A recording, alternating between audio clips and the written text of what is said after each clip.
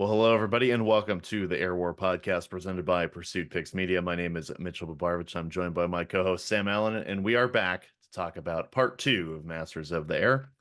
And like our prior podcasts, we're not really going to talk about the whole damn thing from beginning to end. We're pretty much just going to cover what we got out of it, things we liked, things we didn't like. The not like things we didn't like part of it is like about that big. It's Because minuscule. yeah, this series is awesome. So again, this episode did not disappoint, and it was actually nice to see the transition between episode 1 and 2, where it picks Mm, up right at the debrief, the interrogation scenes, where their intelligence would be compiling the after action reports from the pilots and crews of the 100th. Sam, what do you think of that? well, I don't like this episode. It's a load of bullshit. Uh-huh. Well, we'll talk about why he doesn't like this episode very soon. But no, I think I like that how it's picked up straight away because it's showing how different it is between being on a mission and then coming down. And even though the aftermath is still there, it's they're two completely different worlds. And I think it's is it in Lukadu's book where he talks about how crews can be so totally knit in the air, but on the ground are completely different. And that's sort of what they're showing here is just that complete two different worlds of on mission and on the ground. Yeah, But yeah. I haven't read Lukadu's book yet. There's quite a bit in there about how the initial crew he had, they did not get along. oh And no. and and I think that because so John Luckadu, who we're talking about here, so he wrote a book with Kevin Maurer called Damn Lucky, and he is one of the 4 or 5 surviving. Big Um, five. yeah, one of the 5 surviving personnel from the 100th Bomb Group. Lucky came in around the same time as Rosie Rosenthal, who we're going to meet here in an episode or two, where they were among the first group of replacement pilots. When these guys arrived, there was still this discipline problem, which you heard a little bit about in I think this episode, where they're at breakfast and Egan mentions Curtis LeMay believes that there's a discipline problem. In fact, it is this episode because Huglin is replaced by Harding, and Yes. then Egan gets demoted to squadron leader. Jack Kidd gets promoted to air executive officer, and that's when Egan mentions LeMay and the discipline issue within the 100th. Well, Um, yeah, go I was ahead. just gonna I was just gonna say when you talk about the discipline problem, and while I've been watching this, all I've been thinking is how in God's name is Egan still an officer? Because he doesn't behave like one. Yeah. I mean, he's a brilliant leader. I'm saying he knows what needs to be done, but on the ground, good God, is he a nightmare? Well, He's and a I think borderline drunk. that's part of the in almost not quite, but almost insanity of going out and Mm, flying these missions and then coming home and all right, everybody get your class A's on and we're gonna go down to the pub and tie one on. And yeah, then you could be flying the next day. It's yeah, just exactly. it's a wild way to blow off steam. And you see it there that Clevin wasn't going to go out for a drink with the boys after that mission. And then you see the polar opposite where Biddick and Egan are Mm. hammered on the wing of that B-17. And it is literally the next day, and he's going to go meet Harding. And by the way, I love Chick Harding. That guy's a good actor, man. I Yes. really like that guy. I used to watch him as a kid when he was because he's a British actor. Okay. And I used to watch him as a kid on TV and loved him. And then I haven't seen him for years, and now he pops up in this, and I'm like, oh, childhood memories. Yeah, so it's cool to see Chick Harding. We're gonna get a lot of Chick Harding because if I had it in my notes somewhere here, but Harding is the group commander from this point, which is July 43 until I think spring 1944. So we're gonna get quite a bit of Chick Yeah. Harding. So that'll be a lot of fun. Um, he wasn't he was very not very but somewhat laid back and so you start to see kind of the cracks in the armor within the discipline of the Yeah. 100th a little bit. I should point out that before Hugland took over, the 100th actually had to replace its group commander before it even made it over to East Anglia. Dar Mm. Alkire was the commanding officer of the 100th Bomb Group, and he was replaced before they went over to East Anglia. So this discipline problem doesn't necessarily fall on anybody we've seen yet. It's kind of something that's happened before they came over to England. So, and it happened during their training too. So. Yeah, and Um, it's like because I think this is one of the things that strike me is because it is a major discipline problem, and it does, and although it doesn't really affect their when they're on combat missions, but you definitely see it when it's on the ground. And I think, speaking from a British point of view, and I've studied the British military for years now, and you see that in the British military, it's very disciplined. There, if there is a breakdown in discipline, chances are the officer's going to be replaced and probably won't get an active command again. So it's very different to see how the Americans are doing it. yeah, and the reason I brought this up is because the end of episode one, you have God, I want to keep calling him Jack Nelson from Peaky Blinders. Uh Not Van Noy, that's the pilot he's yelling at. I Veal. can't remember. There we Veal. go. Veal pulls up in the Jeep and he's yelling at Van Noy. And we don't when we get into episode two, they don't really talk about it. I don't know if they do at all, but Veal was pissed at Van Noy because he wasn't aware of, how exactly his squadron lost those three Yeah. aircraft. But anyways, so it was nice to see the debrief interrogation sequence because it's look, those guys were more or less trained professionals. You weren't Yeah. an idiot when it came to being part of an aircraft crew, and all those guys in the 8th Air Force were volunteers, so they were very smart guys. Hmm. And you watch the camera pan at each one of those tables, and it's nothing but chaos. The chaos Yeah. and those debriefing in that debriefing scene is just as bad as it was in episode one as they're flying on that mission. And that should tell you But how big of a deal the air war oh yeah. was. It was But they're just it was all also hell let loose. yeah, but they're also saying slightly different things to at each Yeah, table. They're also saying slightly different things because different people are seeing different things. So, yeah, and I think this also speaks to why the intelligence reports are so critical because it's little things like it could be what works in an aircraft, what doesn't, what needs updating, or it could be big, massive things like there could be a problem with tactics or how we're going after targets. And it's these intelligence reports throughout the war are constantly guiding the strategy of how the 8th Air Force is conducting its operations. yeah, absolutely. And I mentioned Curtis LeMay. It's so when they go on this mission to Trondheim in Norway, which that was another interesting detail. So this was actually the eighth mission flown by the 100th Bomb Group, Yeah. and I didn't realize until I got Crosby's book a couple weeks before the series came out that Norway was ever a target for anything other than what the hell was the German ship Oh, that the Tirpitz. yeah, thank you, Tirpitz. Other than the Yes. Tirpitz, I was really unfamiliar with like aerial bombing of Norway.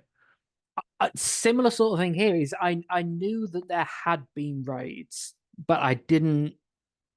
I assumed they were all aimed at specific targets and at just on a very small scale. But it also raises an interesting question of how do you bomb an allied country? Because yes, although they Right. are occupied, it's still Yeah. the Norwegian government in exile is in London along with the Norwegian king, and it's like you've got to be. It's very careful ground you've got to try and tread on when you're bombing allied countries. This is why the RAF raids there were very few in Norway is because we'd end up just blowing half the country to buggery, and there'd be Yeah. nothing left afterwards.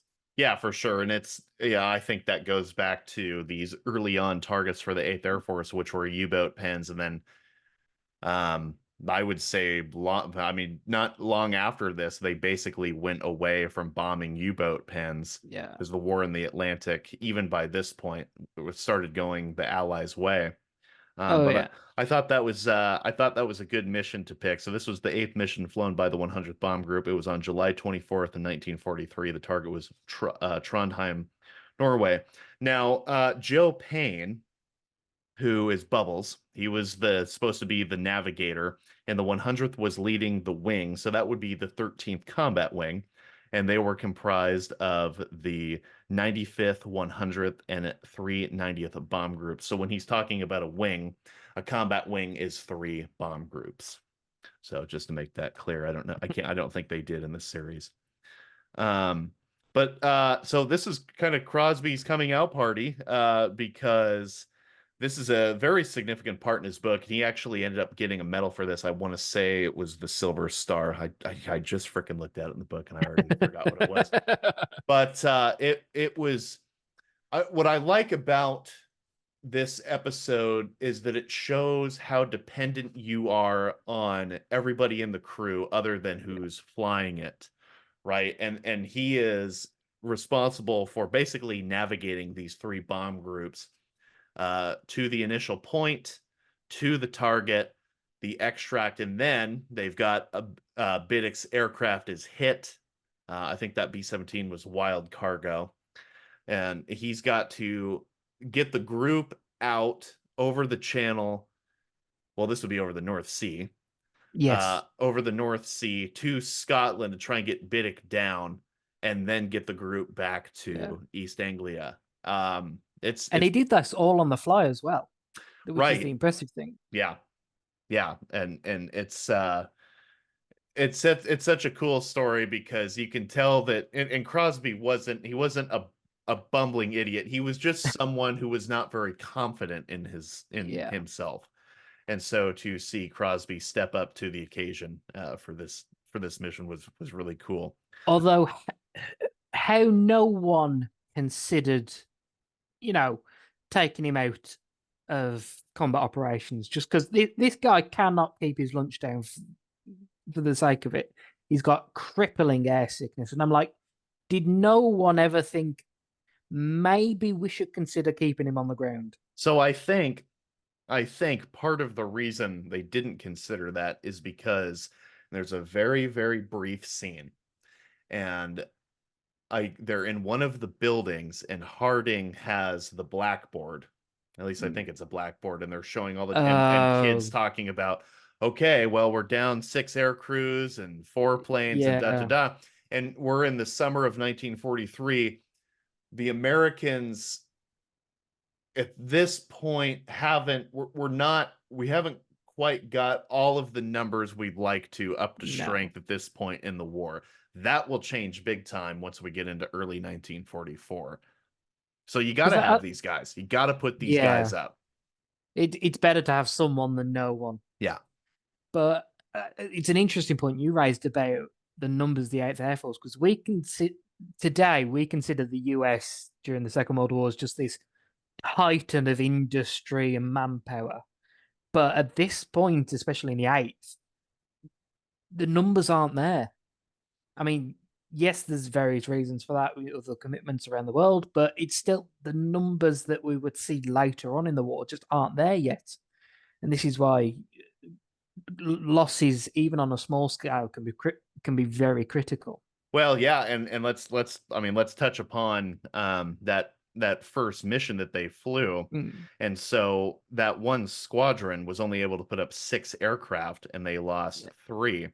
And I ran this. I should have put this in the first the episode that we did on the part one. But anyways, here they are. So the three B-17s that were lost on the Bremen raid of June 25th, 1943. One was flown by Orrin Petrich. Everybody was killed on that B-17. Uh, Alonzo Adams, that was his B-17. There was only one survivor. That was navigator Nicholas Demchek. And then Paul Schlammenbach, there were five killed and four picked up in the North Sea. So I assume he only flew with a nine-man crew that day. But it just goes to show you that the Americans were willing to keep putting up whoever they had on hand Yeah. into these aircraft and keep sending, because they had to do this. They felt they had to bomb these U-boat pens so you could cripple the Kriegsmarine, that's the German Navy, and hopefully keep them from cutting off. Now, these Mm. guys didn't have the luxury of knowing that the U-boats at this point weren't playing as much of a factor. Yeah. And say, because at this point in the Atlantic, the U-boats have basically been forced to almost solely operate in that mid-Atlantic gap, Yeah. that area where air cover was sparse. And saying it would only be later in the war when you start seeing B-17s and Liberators being used in an anti-submarine role that's really covered. So, but even so, at this point in the war, they're being squeezed tighter and tighter, and production isn't keeping up with the losses, especially as the United States Navy starts getting its act together, which it really struggled with in 1942. Yeah.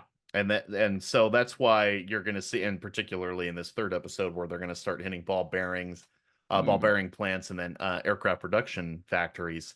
The Eighth Air Force and Bomber Command, which did Bomber Command ever really hit U-boat pens? This is a very interesting topic because Other than it at the end also, of Das Boat, they yeah. hit that one. I think this, because this will lead us into very nicely to what we were talking about earlier about why I don't like this episode, is because Sir Arthur Harris, who was CNC Bomber Command, he wanted to go for the cities and the industrial centers in Germany. That's all he wanted to do. And it took him being physically ordered to by Portal, the chief of the air staff, to get him to go for anything else. So there would be RAF raids against Okay, U-boat pens, but not a lot, nowhere near on the scale that the Eighth did. gotcha. Okay. Okay, I was curious about that. So yeah, so they bomb Trondheim, and the 100th Bomb Group website, where I put up a lot of these stats, say that the result was good. So bombs were on Yeah, target. While we're on that topic, there's and Sam and I talked about this a little bit before this yeah. episode, was there's maybe 5 to 6 shots, and we're talking CGI shots here, Mm. for these first two episodes, that are kind of, and I don't want to say questionable, and I hate to say like blatant CGI. There was no other way to tell this miniseries. Yeah. Okay, so let's get over the whole CGI thing. But one of these shots that we kind of went, was the bombs are falling out of the B-17s, and as they're flying over the target, and the camera pans down, and it just makes you think that, well, God, all those are going to overshoot the target, but the target's already been hit and it's on fire. Yeah. So I was just I was kind of just wondering how, I don't know what kind of the thought process was behind putting all that together the way they did. Yeah. 'Cause it's very interesting as well because I've said that a lot this time. Um, so we both listened to the was it the National World War II Memorial podcast with Tom Museum. Hanks Museum? That was it. And uh, was it who was the interview? Was it Don Miller who was with him as well, or was it? So it's Hanks, Don Miller, and then the guy who's kind of the main panelist guy is Yeah, Kirk Sadusky, the Playtone CEO. that's it. Yeah, and they were talking about when they were doing the CGI, and that they would keep track of the individual bombers while doing the CGI, and it's like, well, they've gone through all that effort, so why not get a simple shot of the bombs actually going where they should be?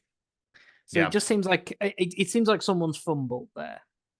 Yeah, and the 100th, the reason we bring this up is because the 100th was leading this combat wing. Mm. And I haven't done too much research into this mission specifically, but I assume that the 100th was still the the lead element of this Yeah, combat wing on this mission. So ideally, the reason that city was or parts of that city were on fire, or the target was on fire, was because that's the 100th bomb hitting that target. It makes it seem like Yeah. it was already being hit, and then the 100th came in and released their ordnance. So it was a little confusing. Again, not a big deal. I have to say the effects of that they put on there for the bombardment was pretty Yeah. damn good and very terrifying, by the way. And that German smoke screen as well that you see when they're coming in, Yeah, it's like that's something you don't really think about. Is that's a that nice detail.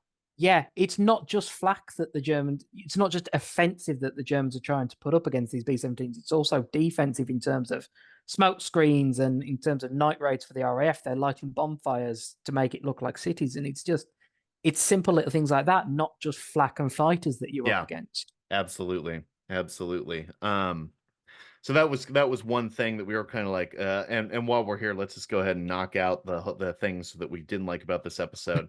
This one wasn't that big of a deal, No. but there's a voiceover where they're talking about the ground crew, which was a very nice sequence. I love how when they transition out of the debrief, they go to all those Mm, B-17s on the taxiway, and then you've got the English farmers kind of plowing the yeah. fields there, and then they start talking about the ground crew. They call Ken Lemons a corporal when it's pretty obvious to tell he's got sergeant stripes and 3 rockers on the bottom. Yeah.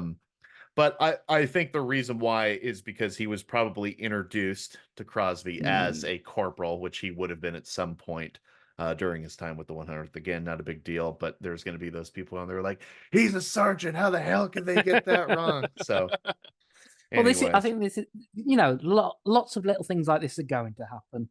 They've done a massive project. They're going to get some stuff wrong. It well, and, happens. and also let's dive into that for just a second. Especially with officers, Mm, the rising through the ranks in the Army Air Force was very rapid, and probably far more rapid than any other branch for the Americans. And you'll well, look at see, Egan and Cleven. yeah, they're majors, Yeah, and it's and they joined in 1943. 1940. Yeah, They yeah, joined in 1940. yeah. So you're going to see guys rise through the ranks quite quickly. So I didn't find that to be too big of a deal. And then one other one, and we don't think this was a mistake. We think this was actually a nice attention to detail, but again, there's going to be those people who are like, "How the hell could they get that wrong?" In Crosby's book, he identifies those twin-engine German aircraft that attacked their formation over Trondheim as Yeah, Ju-88s. What you see in the series are Bf-110s. Sam and I think that, and I'm sure everybody else who is familiar with the history believes that that was an intentional misidentification yeah. of enemy aircraft because that happened a lot. We saw it in the first episode where when they get attacked by those German fighters, they call out was it they said 190s, but they're Yep. actually 109s. Yeah. And it's gonna happen. Yeah. Yeah. So I thought that was a nice attention to detail. Mm. Um, and that's pretty much all I have for that. Now let's go ahead and jump into the elephant in the room. And being an American, I didn't really care for this scene much either. So there's the bar scene where the pilots of the 100th are interacting with the RAF Yeah. pilots, and I assume they were bomber pilots. I couldn't tell, Yeah. man. That was hard. I mean, I don't know anything about the RAF, so you tell me. Even I struggled with this because RAF rank insignia is actually on the cuffs of the wrist. So they Oh, don't have epaulets. Yeah. no, I'll So be damned. I can't tell the rank because you don't see the wrists. Uh-huh. I know that so the two main blokes that were talking, Hmm. the older gentlemen, they were both pilots. The other one was a navigator. Oh, okay. But navigator or observer. I'm not 100% sure just because I can't get a close enough look. But I should preface this by I know I say I don't like this episode, but I am just joking. It's an American show. There's going to be this sort of stuff of British bashing. But it's it raises the interesting point that we talked about during our expectation episode about the differences between the RAF's approach and the US 8th Air Force's approach to the bombing campaign. The RAF went by night and did saturation bombing. The 8th Air Force do daytime precision bombing. And it's just, and I think during Crosby does a little voiceover after that, and he says that whichever was effective, most effective, depends on what uniform you're wearing, and I think that's very true. Um, but I suppose in hindsight, I'd say to beat Germany in the air in the strategic bombing campaign, it took both. Yeah. Well, there's a reason it was called the Combined Bomber Offensive. Yeah. And I think what's so, and look, I think John Orloff is a king among men for writing this miniseries. Hmm. And look, I mean, there's probably something that he came across where conversations like this happen. I will say it's a very odd conversation, and almost feel like, what's the point of even comparing, when those guys Yeah. even really talk about that shit? I It just honestly seems doubt it. weird. It just seems really Yeah. weird. I think it was a nice way to, because when I first heard about the series, in all of the run up, I wasn't expecting to see anything of Bomber Command. Right. So it was definitely nice to see them talked about, although going down in one hit, it was a bit annoying. Oh, and But that, it's oh yeah, where he punches him. yeah, Yeah. but it's an American show. I'll let it slide because I'm assuming in the book there was in any of the books. There's been no mention of fights or anything like that between RAF and No, not between RAF and American personnel that I've seen, yeah. or that I've read. You do read about fights between the African American engineering units who built some Hmm. of those bases in East Anglia, and MPs. There's a couple stories like that. Um, In fact, I think we'll see a lot more of the racial tension when we see the Tuskegee Airmen Yeah, later on in the yeah, series. yeah, for sure. And I think from the research I can tell, I think we get the 332nd Fighter Group, the Tuskegee Airmen, Yeah. in episode 8, as far Oh, as I they're leaving know. it that late. I didn't know Yeah, that. yeah, but episode 9 I think will be almost an hour and a half long. So It better be. and you'll get some more of those guys in the POW Yeah. camp.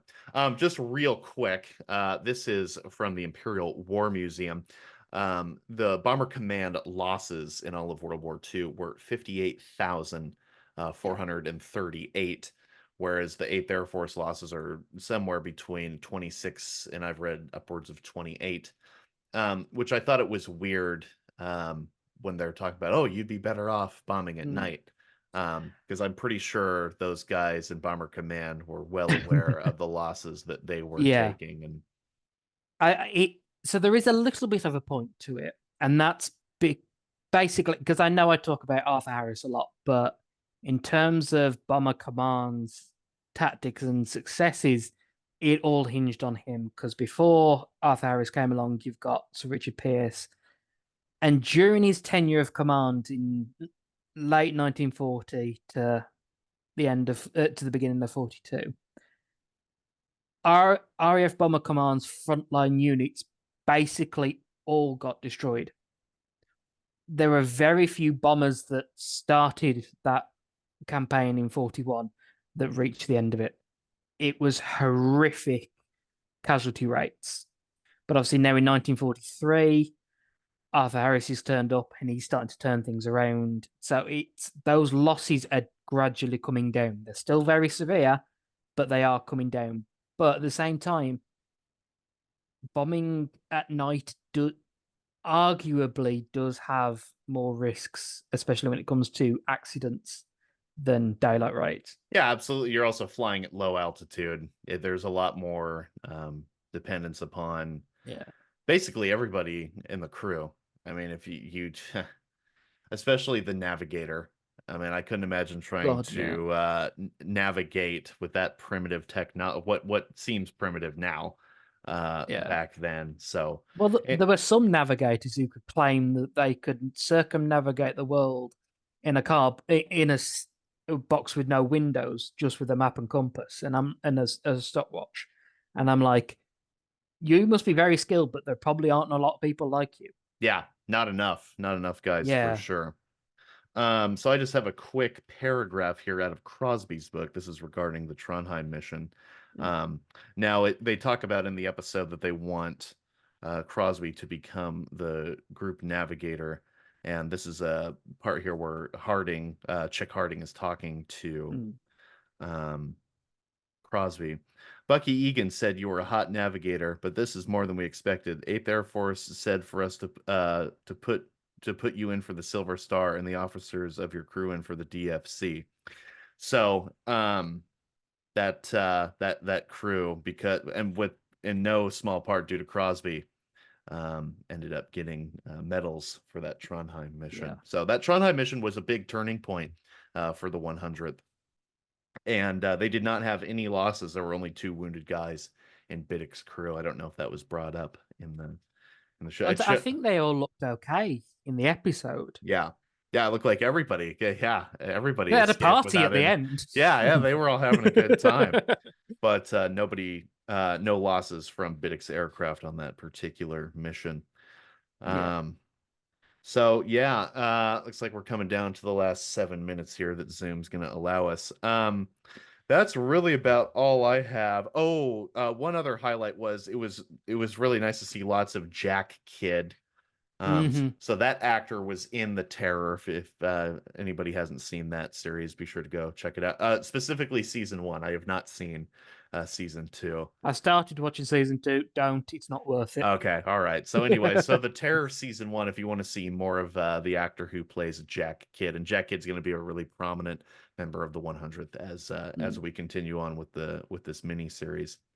Um, God, that's about it. A lot of really nice eye candy in this episode, particularly with the sets. The brass band set looked Yeah. awesome. The bike race was a lot of fun. Um, you I know think the. Oh, go ahead. Go ahead. I was just gonna say, I think there is one thing I'd like to mention very quickly about this episode, and that is it's a big thing for the ladies in this episode, as in terms of their contribution to the war effort. Because we Good saw the point. farmers right at the very beginning. They're all ladies. Yeah. They're land girls. You've also got the who are the ladies So serving so the that org coffee? yeah, so that organization is called the American Cross Club Mobile. Right. Never heard of them before. I probably should have. Yeah, let But me double check that real quick. That was a really nice touch. yeah. And you've also got the nurses and things. I think this is one thing that gets overlooked is that the how much the women achieved during the war and their contribution to the war effort was massive. So it's nice to see them getting a shout out basically in this episode. Yeah, and seeing them with a purpose rather than just, Yes. God. Yeah, Not it's just eye candy. they intelligently wrote in women in Yes, this series. So it's definitely. the American Red Cross Club Mobile Service. Right. So that was it was just basically a club that would so there's a bunch of different photos here, but they had these trucks and they would go by various air The bases in the the British UK. had a similar sort of thing, NAFI, Navy, Air Force, Army Association. Yeah. And it was similar sort of thing. Yeah, so in another project that I have going on, my World War II short film project, I came across the American Red Cross Club Mobile Girls because the unit that we're following in my short film, which stay tuned for info on that on Pursuit Pics at a later date. But anyways, so these guys had actually had some guys ended up going out with some of these women who were involved in that organization, and this unit got a bunch of Red Cross Club Mobile patches, and they would sew them onto their field jackets. So that's how I became aware of this unit, and so it was really cool to see them in this episode. Yeah, And, definitely. and I think we're going to see more of that along the line. In fact, I think in the trailer, there's one guy who says, "You might be the last pretty face I see." And if I'm not mistaken, I think that's the next episode. Which, by the I way, think get ready so. for the next episode. Regensburg is an absolutely fucking brutal mission for the Eighth Air Force. Yeah, it's gonna be a it's a turning point in Eighth Air Force's operations, really, isn't it? It's just how they conduct themselves. The first major disaster that they're going to Yeah, suffer, and kind of begins this series of disasters that is the second half, and I would say even a little bit into the early part of 1944. But there's about a 4, 5, 6 month period here where for the Eighth Air Force where it's going to be just blow after blow. yeah. So, Mm, looking forward to talking about that episode. Not looking forward to watching it as much. But no, the series is great. If you haven't seen it, get on it. I Just pony can't up and recommend it highly enough, yeah, really. just pony up and pay the damn money to get Apple. And I have to say, we didn't talk about this, Sam. I'm glad that they're doing a weekly release. Oh, Because I I want to don't watch it. know. I want to watch it all at once too. But it would also make coming on here and doing this a whole lot less fun. Yeah, I'll give you that point because we'd be out the job in about 2 weeks. Yeah, everybody and their brother would be reviewing it. Yeah, and definitely. and so it's I don't know, I like the weekly release, and I think it's good because it builds up anticipation for the next episodes. Not to mention that I think it's better for word of mouth, Yeah, right? and so Like, because oh it gives it time for the series to grow and the audience to grow. yeah, yeah, for sure. So it's getting really good reviews on everything other Mhm. than Google review. For some reason, Google review with 300 ratings, it's averaging like a 3.2. Everywhere else I'm seeing it's over 80%, Oh God, yeah, which it's it should even be brilliant. higher than that. So, anyways, Definitely.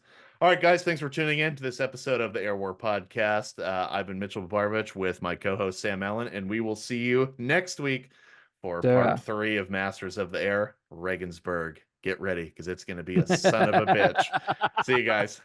Yeah.